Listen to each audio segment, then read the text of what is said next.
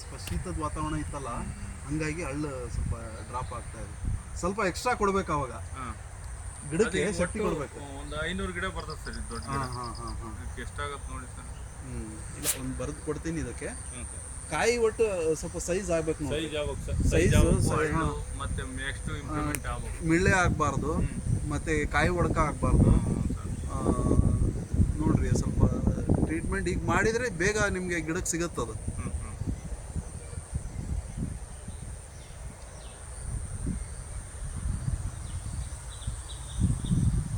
ಏನಂದ್ರೆ ಗರಿ ಒಂದಕ್ಕೊಂದು ಕೂಡ್ಕೋಬೇಕು.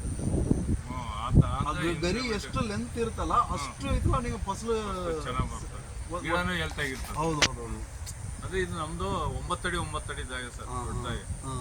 ಅಲ್ಲ, ಇನ್ನೂ ಗರಿ ಐತಲ್ಲ, ಇನ್ನೂ ಲೆಂತ್ ಬರ್ಬೇಕು. ಲೆಂತ್ ಬರ್ಬೇಕು.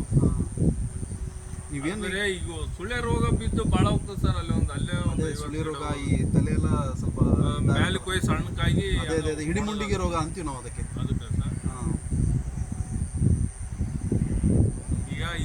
ಈಗ ಹಳ್ಳಿಗೆ ಇದಕ್ಕೆ ಮ್ಯಾಲ ಇದಾಗಕ್ಕೆ ಒಂದ್ಸತಿ ಕೊಡ್ರಿ ಸರ್. ಈಗ ಆಮೇಲೆ ನೆಕ್ಸ್ಟ್ ಇದಾದಾಗ ಅದು ಸುಳಿ. ಈ ಟೈಮಲ್ಲಿ ಸ್ವಲ್ಪ ಗಡ್ ಗೊಬ್ಬರ ರೂಪದಲ್ಲಿ ಕೊಡ್ಬೇಕು ಇದಕ್ಕೆ. ಲಿಕ್ವಿಡ್ ರೂಪದಲ್ಲಿ ಗಿಡಕ್ಕೆ ಸಫಿಷಿಯೆಂಟ್ ಆಗಲ್ಲ. ಸ್ವಲ್ಪ ಗಡ್ ಗೊಬ್ಬರ ಕೊಟ್ರೆ ಬೇಗ ಅದು ಗಿಡಕ್ಕೆ ಪವರ್ ಬೇಗ ಸಿಗುತ್ತೆ. ಈಗ ಏನೇನು ಬೇಕು ಸರ್ ಇದಕ್ಕೆ? ಅದಕ್ಕೆ ಈಗ ಸ್ವಲ್ಪ ಪೊಟ್ಯಾಶ್ ಬೇಕು, ಸ್ವಲ್ಪ DAP ಬೇಕು, ಮತ್ತೆ ಕೆಲವು ಮೈಕ್ರೋ ನ್ಯೂಟ್ರಿಯೆಂಟ್ಸ್, ನಾವು ಬೋರಾನ್, ಜಿಂಕ್, ಕ್ಯಾಲ್ಸಿಯಂ ನೈಟ್ರೇಟ್ ಅಂತ ಬರುತ್ತೆ. ಅದು ಒಂದು 4 ಥರದ ನ್ಯೂಟ್ರಿಯೆಂಟ್ಸ್ ಅನ್ನು ಮಿಶ್ರಣ ಮಿಕ್ಸ್ ಮಾಡ್ಕೊಂಡು ಗಿಡಕ್ಕೆ ಒಂದು 400 ಗ್ರಾಮ್ ಕೊಟ್ಟರು ಸಾಕು. ಈಗ ಸದ್ಯಕ್ಕೆ 400ರಿಂದ ಅರ್ಧ kg ಕೊಡ್ಬೋದು.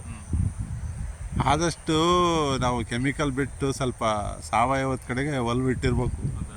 ಕೆಮಿಕಲ್ ಏನಿದೆ ಇಮಿಡಿಯೇಟ್ ಬಂದು ಹೋಗ್ಬಿಡ್ತದೆ ನಿಮಗೆ. ಅಟ್ಲೀಸ್ಟ್ ಒಂದು 3 ಮಂತ್ಸು ಹೋಲ್ಡಿಂಗಲ್ಲಿ ಇರ್ಬೇಕು ಕಂಟೆಂಟ್.